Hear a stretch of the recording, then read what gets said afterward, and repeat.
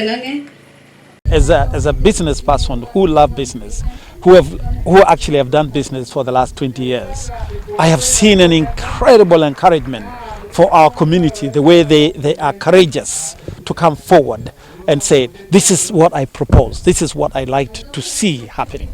As Kenyans, we need to continue tapping our talents because there are numerous, so many talents that are there in the business. Being soap, being sheep, being cows, being beadwork. As you know, we are in the Maasai Mara where tourism is the real key factor that came about a lot.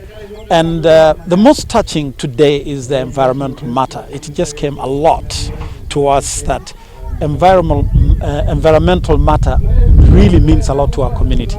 We normally supply goods like mandasi, we supply breads, and I have write different proposals and business plan, trying to request from different companies if I can get a slicer, trying to make my bread more unique.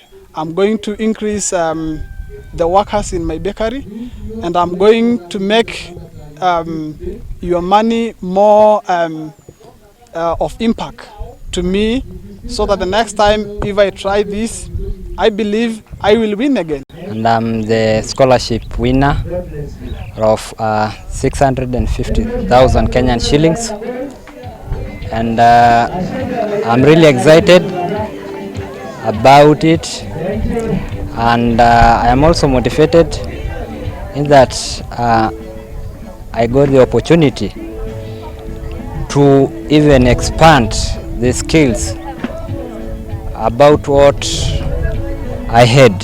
We are doing one of the activity called Predator Tent pitching competition, and this is a program that's actually supporting youth women who have startups, and those also who have ongoing businesses, to be able to get seed capital to upgrade their businesses. So for the winners, what's coming up now is to do mentorship on how they are going to utilize the funds based on what they had proposed.